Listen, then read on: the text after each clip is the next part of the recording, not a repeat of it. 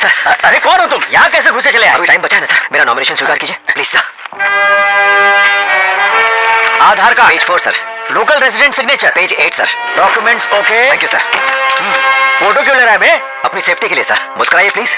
मैं शपथ लेता हूँ कि मैं एक कर्तव्यपरायण नागरिक बनूंगा और लोगों के नॉमिनेशन वापस लेने की बजाय एक और भर दिया। जितना जल्दी तू ऊपर आया है उससे भी जल्दी नीचे गिरेगा। हो गया?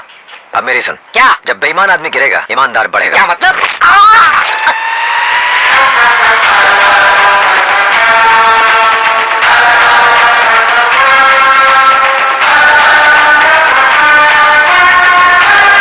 भाई उसने तो एक और सीट से पर्चा भर डाला। क्या? पब्लिक के सामने उसे हाथ मत लगाना, मैं बाद में देख लूंगा।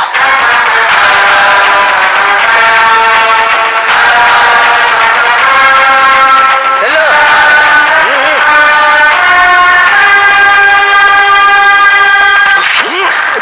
भाई मलिक ने उस पर हमला कर डाला। क्या? तू मरेगा नहीं, हम लिवर बचा के मारे हैं, लेकिन अब तेरे एमएलए बनना निश्चित है। पदम प्रताप को लगता है कि हम सड़क छाप हैं, हमको राजनीति नहीं आता। जनता जानती है कि हम उस प्रताप का आदमी हैं। तुझे इस हमले से बहुत सहानुभूति मिलेगी। हम तो जेल जाऊंगा, लेकिन तू एमएलए की कुर्सी पर जरूर बैठेगा। ऑल द बेस्ट भाई।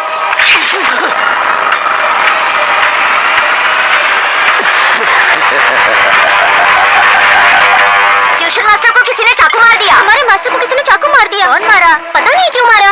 एमएलए का इलेक्शन लड़ रहा था, किसी दुश्मन ने मारा होगा। फिर भी हम तो वोट मास्टर को ही देंगे। आज की ताजा खबर, विधानसभा चुनाव के नामांकन का आज आखिरी दिन था। चेन्नई के शांतिनगर क्षेत्र में विजय राघवन, जो अपना नामांकन पत्र जमा करने आए थे, उन पर रूलिंग पार्टी के आदमियों ने चाकू से बुरी तरह हमला कर दिया। अगर तुम लोगों ने उसे ना छेड़ा होता तो वो एक ही सीट पर खड़ा होता। अब तो वो 2 जगह से खड़ा है।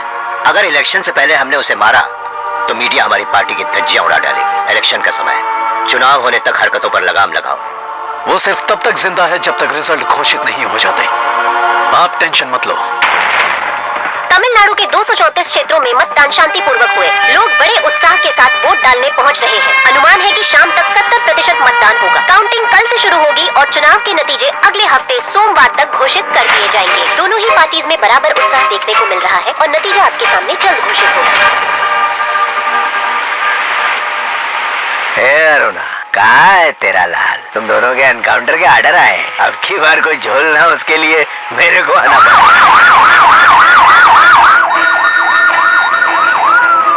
हेलो सर, अन्ना नगर और रॉयलपुरम जो हमारी पक्की सीटें हैं, वहाँ इलेक्शन कमीशन ने काउंटिंग रुकवा दी है सर। आज जहां एक और तमिलनाडु में मतगणना शुरू हो चुकी है, वहीं दूसरी ओर इलेक्शन कमीशन ने अन्ना नगर और रोयापुरम में वोट काउंटिंग रुकवा दी है। टीएम के लीडर और चीफ मिनिस्टर राजा रत्नम पार्टी निकल चुके हैं।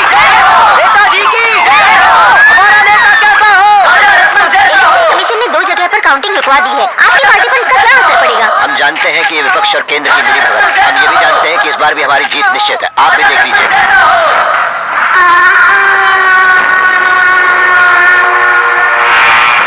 कांचीपुरम, धर्मपुरी, रानीपेट और वेल्लूर में हम 15 सीटों से पीछे हैं। सर, आंकड़ों के अनुसार दोनों पार्टियां लगभग बराबर ही चल रही हैं। काउंटिंग क्यों रुकवाई गई है? मुझे कानूनी दांवपेच मत सिखाओ। स्टे ऑर्डर कैसे आया?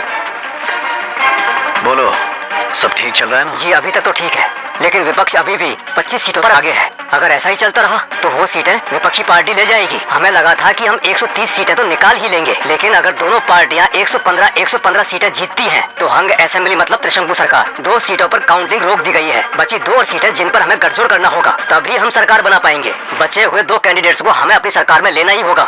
कौन है वो? विजय राघवन। बहुमत के लिए हमें 234 में से 118 सीटें चाहिए, लेकिन दोनों पार्टियां 115 पर अटक गई हैं। बची 4 सीटों में से 2 पर काउंटिंग रुक गई है। इंडिपेंडेंट उम्मीदवार विजय राघवन भारी बहुमत से अपने दोनों सीटों पर आगे चल रहे हैं। मतलब जो पार्टी विजय राघवन को अपनी तरफ ले आई, सरकार वही बनाएगी। रुकी हुई काउंटिंग वाली सीट के रिजल्ट घोषित करने में 1 हफ्ता लग सकता है। सबसे पहले विजय राघवन सर ने यहाँ पर मुझसे बात की थी और आज हमारे मास्टर को विजय प्राप्त होगी।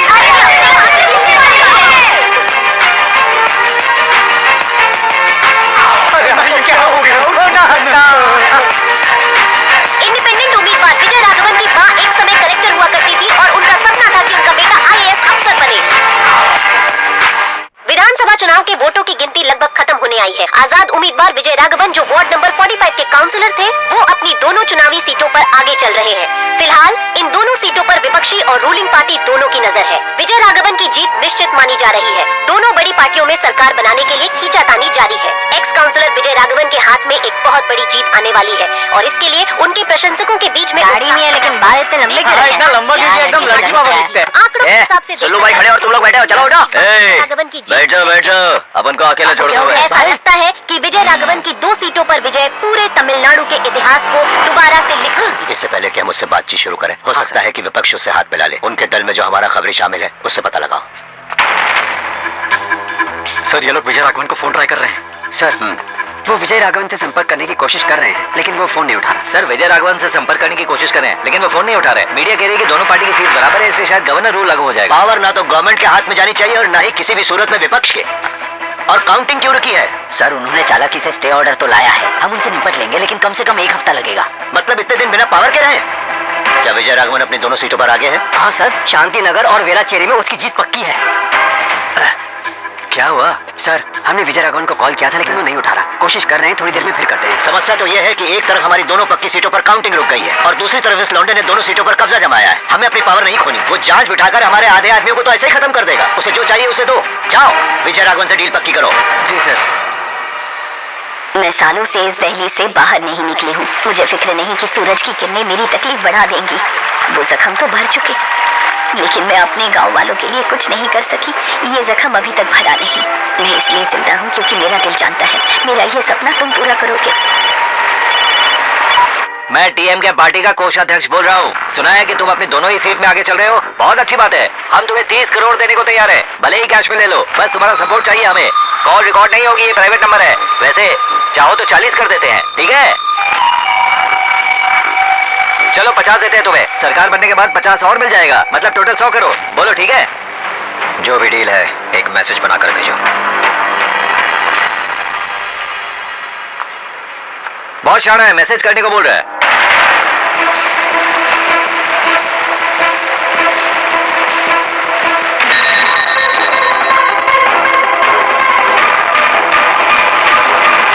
पदम प्रताप, लगता है तुम्हारे पालतू कुत्तों और उसके बीच कोई लफड़ा हुआ था, जिसकी वजह से वो राजनीति में आया। आखिर हुआ क्या था?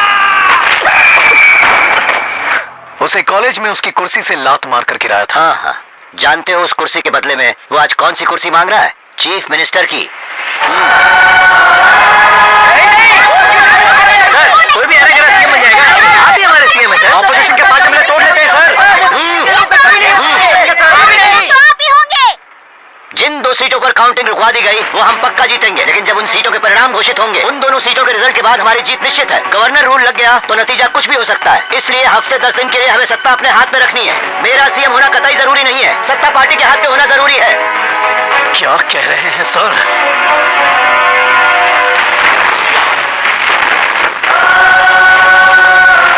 लगता है कि विपक्ष उसे सीएम की कुर्सी दे रही है। ये प्रस्ताव हमने उसे क्यों नहीं दिया? उसे मना कर दिया सर। लगता है कि विपक्ष के साथ उसका कोई लफड़ा है।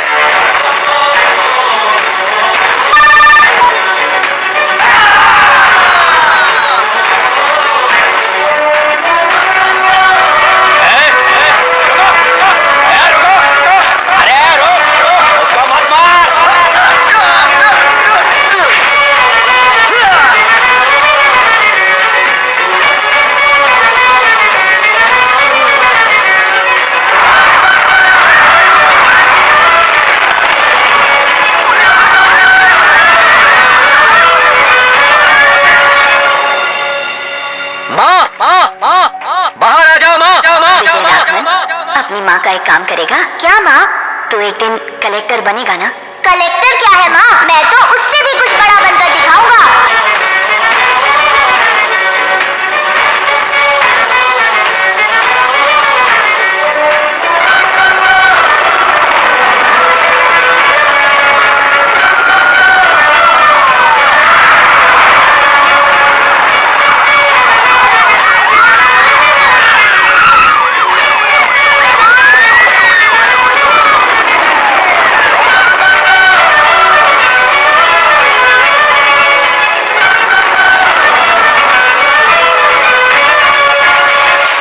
एक एक गुनाह की सजा तुझे आज से मिलना शुरू होगी। तुझे तड़पा तड़पा कर खत्म करूंगा।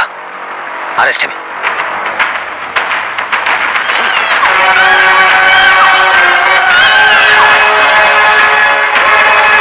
उसके पास कोई अधिकार नहीं होंगे। हम उसे डमी सीएम बनाकर रखेंगे। उसके साइन का कोई मूल्य नहीं होगा और ना ही उसके पास कुछ भी अप्रूव करने की ताकत होगी। वो भूखे शेरों के बीच में एक बकरी बनकर रहेगा। उसका इस्तेमाल करने के बाद हम उसे काट फेंकेंगे। तुम उसके साथ जो करना चाहते हो करो। वैसे उसकी माँ भी तो हमारी ही पार्टी से थी ना। खबर फैला दो कि बतौर इंडिपेंडेंट कैंडिडेट नहीं, माँ और बेटा एक साथ पुरानी पार्टी में लौट रहे हैं। क्यों पदम प्रताप, तुम तो उसे बहुत अच्छी तरह से जानते हो ना। ये हैंडल तो हो जाएगा ना। है तो सीधा साधा आम आदमी। हम सांप सीढ़ी का खेल खेल रहे थे, लेकिन मैंने उसे जब जब डसा वो गिरने की बजाय सीढ़ियों पर चढ़ता गया। देखने में बहुत सीधा लगता है, लेकिन मौका मिलते ही पलटवार करता है। बच्चा आखिरकार नेता बन ही गया। आने दो सर, हम